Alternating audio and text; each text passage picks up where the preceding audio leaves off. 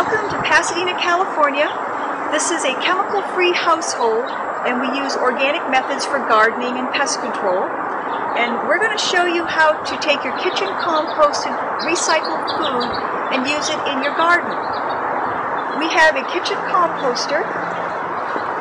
It's taken me about a month to fill this composter with my food scraps. I want to take the compost and bury it in the soil to use as a fertilizer, and I don't quite have enough compost for my vegetable bin, so I'm also going to use my Bokashi to mix with the soil, which has rich nutrients in it also.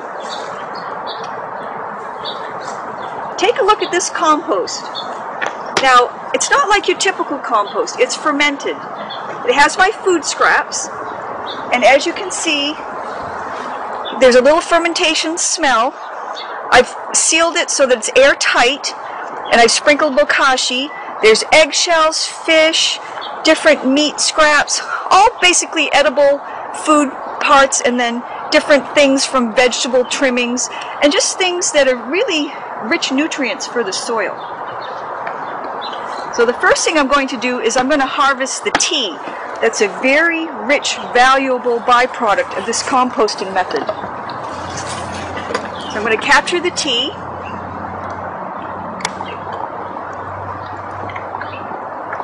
It takes a couple of weeks for it to generate the tea, and even before I filled it up, I was harvesting the tea.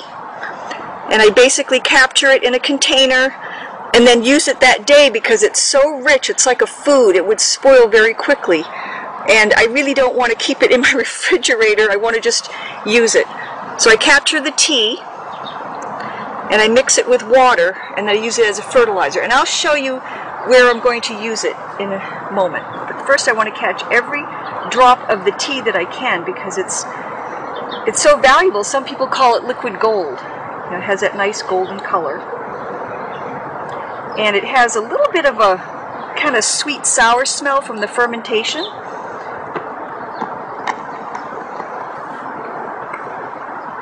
It's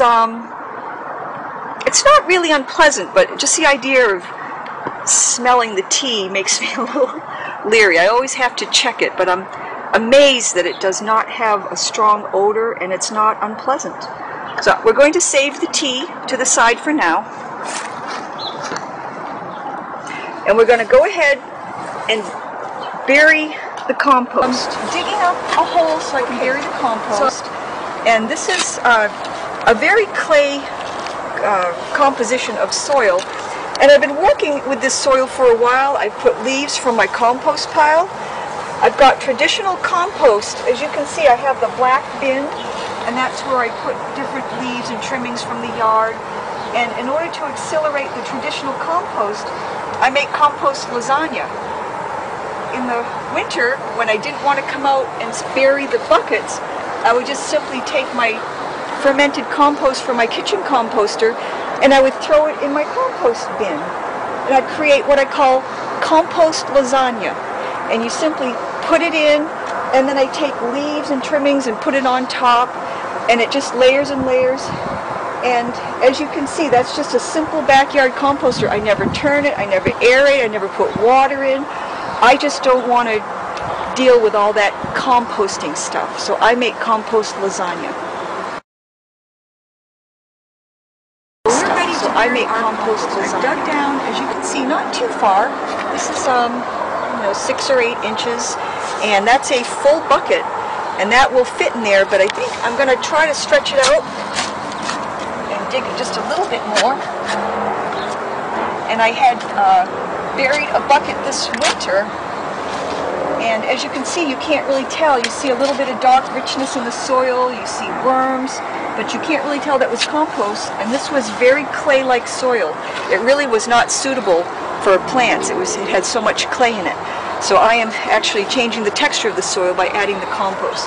And now I'm ready to dump the bucket in. Now that I've drained the tea,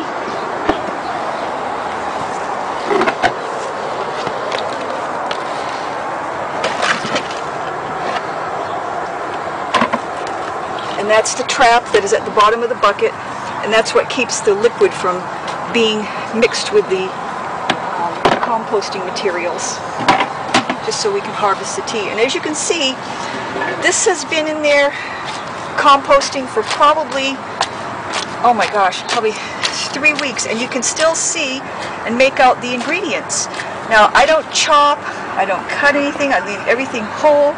I know that if I put enough bokashi in, that it's going to ferment it anyways. I've got avocado pits in there, I've got orange peelings, I even had whole fruit that I put in that kind of went, you know, unused, but I knew that I could capture it for the garden, so I thought, what the heck, I'm going to put it in the kitchen composter.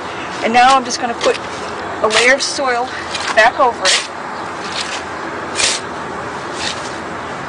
I'm going to heap it up a little bit.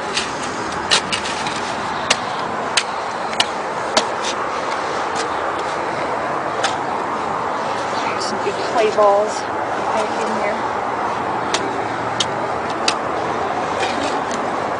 So this is getting buried in preparation for planting.